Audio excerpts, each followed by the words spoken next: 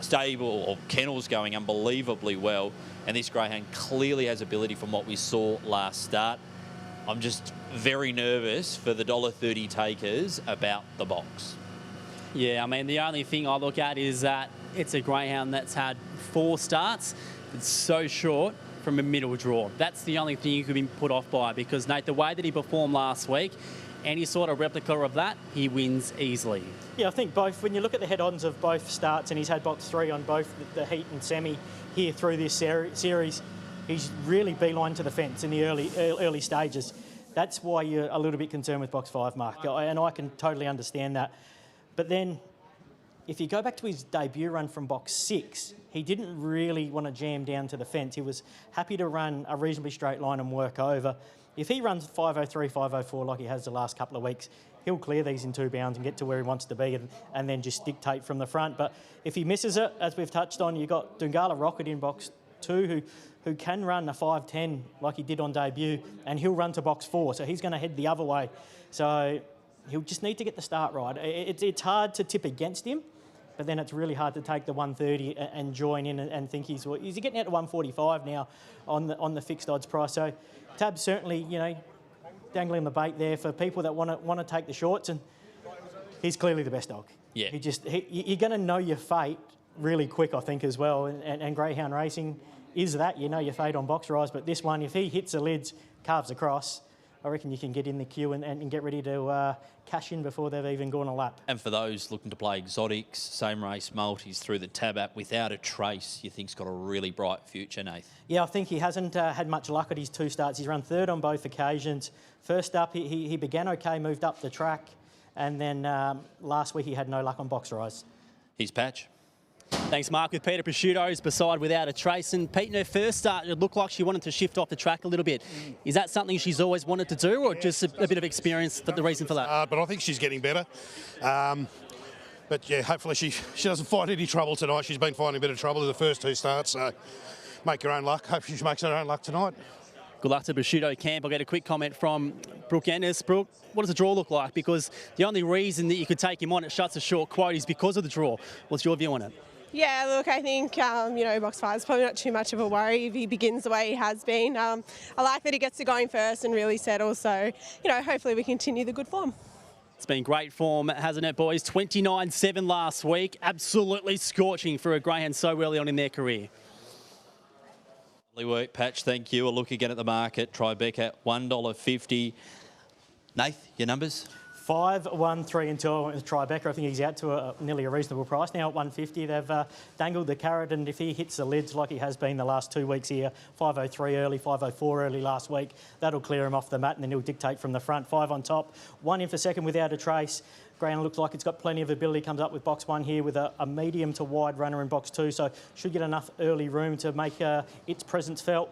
3 in for third, Hot Nanu, greyhound that continues to improve, drawn closer to the fence than he has in the heat and semi, so that's certainly going to help him. 2 in for fourth, Dungala Rocket got plenty of early speed, still getting its back end of the race right at the moment. It's most probably not a genuine 500 dog, but got plenty of speed and plenty of upside. 5, 1, 3 and 2, my numbers in the Vic Bred Maiden Series final. Can't wait to see what Tribeca can do. If we see another 29-70-ish run, I think it's confirmed we've got a star on our hands. Here's James to call him home. Rigo Rain, rather, and also Take Whatever. So they're about to load now the GRV Vic Bred Maiden Series final. 15,000 to the winner. And a real springboard type of race for a young greyhound on the way through. And Tribeca has been the out-and-out star of this series. The heat and semi have been magnificent. Let's see what the favourite does in the final. The grand final for the Vic Breeders. The green light, set race 2. And they're racing, and Tribeca's jumped well, take whatever through the first 100 metres, and now the favourite's going to clear. So Tribeca worked hard and got away. Led by 5 to Without a Trace, who ran into trouble with Hot Nanu, and around them went Ethanol Secret to go after the leader. And they're followed by Dungala Rocket, a break to bring it, and then Warrego Rain and Take Whatever at the end. It's Tribeca, a big leader. There's only one danger. It's Ethanol Secret, who is finishing quickly. Tribeca turns the leader, holding Ethanol Secret, and Tribeca Tribeca, the star of the series, wins the grand final. Tribeca by 1 length to Ethanol Secret. Third Without a Trace, another solid performance. And then Hot Nanu, followed by Dungala Rocket, Bring It.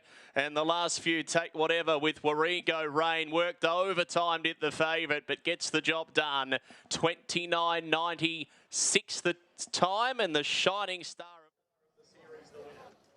Looked a tad hairy early on, Brooke Ennis. Did you have any concerns about 50 metres in when he had 2 others underneath him? Yeah, a little bit, but he just kind of kept hunting that fence. He was lethal to get there. He wasn't taking any prisoners, that's for sure. But he's just a good young gun-chasing dog. And, you know, massive congrats to Harry and Adine at home. They breed them all themselves and they own them. And, you know, they really deserve to get a nice win. And with a greyhound of this ability and doing it so easily at this point of his career, what is next? The launching pad's coming up. Is it too far away? What's the plan? It's probably not too far away to start prepping for it. It's definitely on the cards. You know, we'll see what happens over the next few weeks. But no, it's definitely in his next preparation, that's for sure. Awesome again. Good job. Thank you. Tribeca boys expected to win, the shortest price favourite of the evening, and does it quite easily.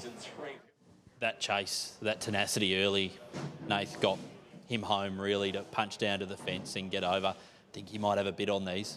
Yeah, I thought the second dog was certainly an eye catcher, but he still ran 5.05 and all he wanted to do was get down to the fence. So it's a pretty hot first split when you consider what he did and what we got to see on Box Rise, him just wanting to hunt down. When he gets to the fence, he's a big dog. He's 35, nearly 36 kilos. So he's really pushed his weight down to the fence. Runner-up was a super effort, Ethanol Secret. So that greyhound is still a maiden. Oh, no, it's only won 1 race. And geez, it really got on the coattails and chased really hard. So that was the eye catcher. Without a Trace into third was an honest run. He began a lot better tonight, but just had the big 36-kilo dog in Tribeca really jamming hard to the fence, which wasn't ideal for it. And Hot Nanu, greyhound that's probably got some upside. It'll be winning a maiden shortly, especially here on a Wednesday evening or something. Racing quite well, just most probably not up to these top-level maidens, but no surprises there. Got out to, I think, a reasonable price. I rated it at 130, but I couldn't really get involved at that short quote. But when it got out to 150, I think that was a pretty reasonable price. And when you've seen it across to the peg and leading at the post the first time, you were pretty happy that it was the quickest dog in the race in the right position. A lot of punters thinking past the winning post the first time. I'm sure those racing manners will get ironed out by Brooke and Jamie Ennis, but also with race experience. He's a very new dog still, and that's what we can sometimes forget about greyhounds that are on a trajectory so steep.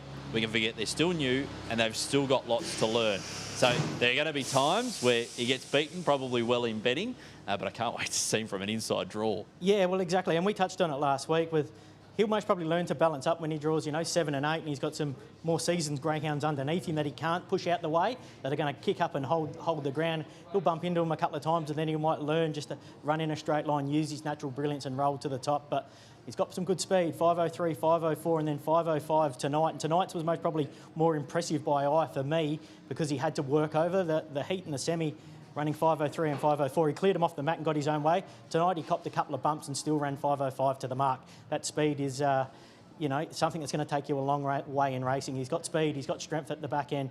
He's a nice pup going forward. Tell us about Houdini Boy, the sire of the third place getter in the end. The greyhound that you mentioned in our preamble, Without a Trace, Houdini Boy. Yeah, greyhound, Greeno's trained, I think, and a greyhound that didn't have a great deal of early speed but had a massive